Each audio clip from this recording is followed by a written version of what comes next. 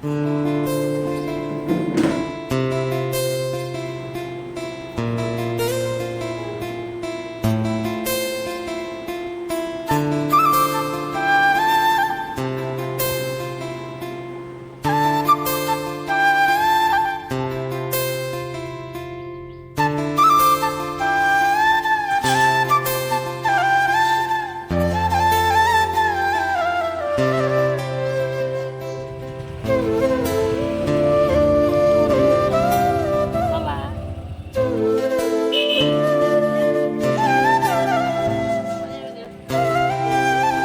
Everyone, কেমন আছো সবাই? আশা করছি ভালো আছো। আমি কিন্তু ভালো নেই কেন সেটা কিন্তু পরে বলছি।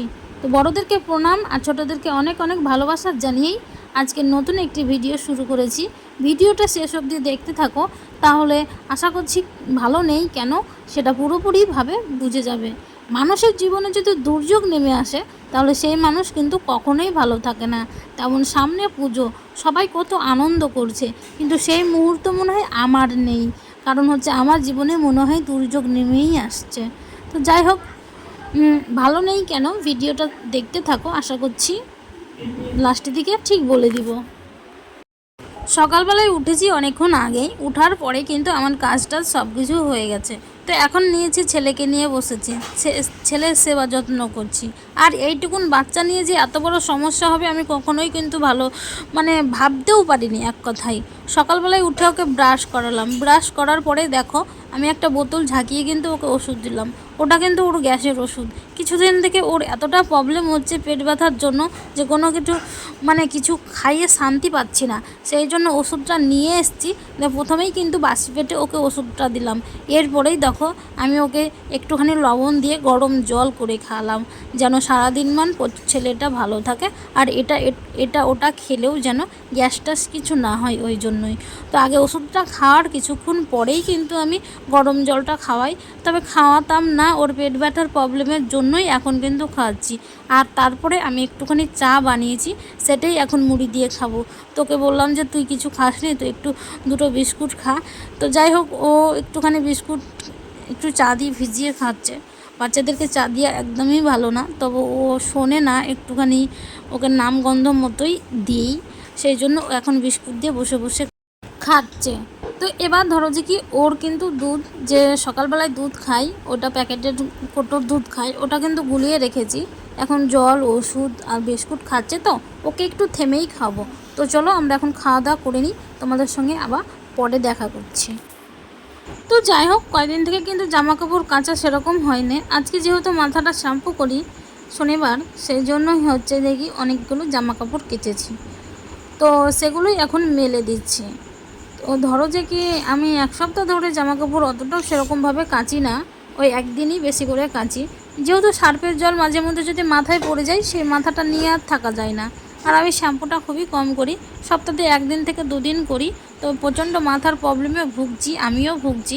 জানি না কবে মাথাটা আমার ঠিক হবে।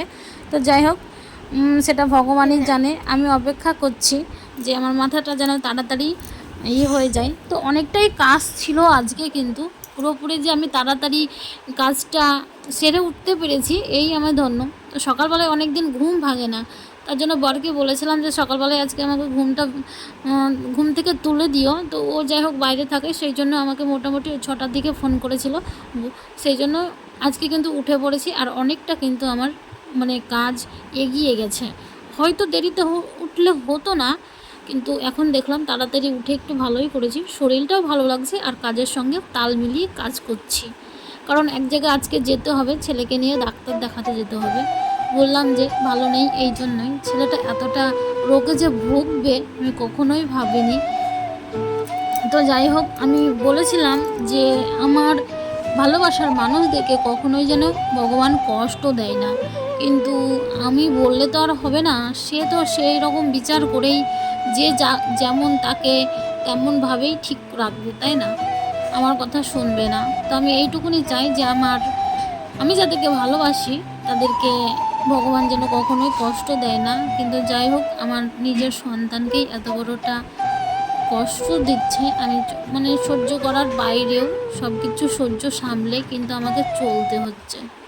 তো যাই হোক, জামাকাপড় মেলার পরে এখানে দুটো পেটে খাবার দিতে হবে, না দিলে আমি কোনো কিছুতেই আর সায় দিতে পারবো না। সেই জন্য এখানে ভাত রান্না করছি।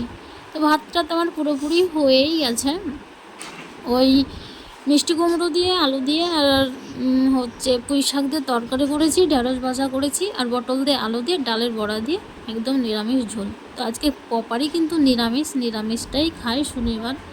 কোনো যদি ভাগ্যের চক্রে অসুবিধা হয়ে যায়, বাইরে টাইরে থাকি, তখন আর মানা যায় না। আর বাড়িতে থাকলে কিন্তু আমি সেইটুকুন ভগবানের ইচ্ছায় মানতে পারি।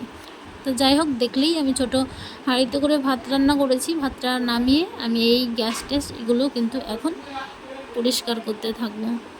তো চলো পরিষ্কার করে নিই। তো জানি না কেন আজ মনের মধ্যে এতটা অস্থির বোধ লাগছিল যখন জামা কাপড়গুলো মেলি। কেনই কি জানি মনেই হচ্ছিল না এগোতে, মানে কোনো কিছু সামনের দিকে এগোই, মনে হচ্ছে সব কিছু পিছিয়ে যাচ্ছে এরকম। তো আজকে ছেলেকে নিয়ে ডাক্তারের কাছে যাব, মনের মধ্যে অনেকটা দুশ্চিন্তা। যেটা মনে মনে ভাবনা চিন্তা করছি ওটা যেন কখনোই হয় না এরকমটা ভেবেছিলাম, কিন্তু শেষ পর্যন্ত যে মানে ভেবেছিলাম যে না হয় এরকমটাই, কিন্তু শেষ পর্যন্ত যে হয়েই গেছে এটা আমরা কখনো কিন্তু বুঝতে পারিনি। সেই জন্যই মনের মধ্যে চিন্তা। তো যাই হোক, আজকে যেতে হবে, 2:30টার দিকে বেরাবো, সেই জন্য একটু তাড়াতাড়ি করছি। তো সব কিছুই কিন্তু সামলে আমাকে যেতে হবে। তো চলো এখন বাসন কটা মেজে নিই আর পরিষ্কার করে নিই। তোমাদের সঙ্গে একটু পরে আবার দেখা করছি।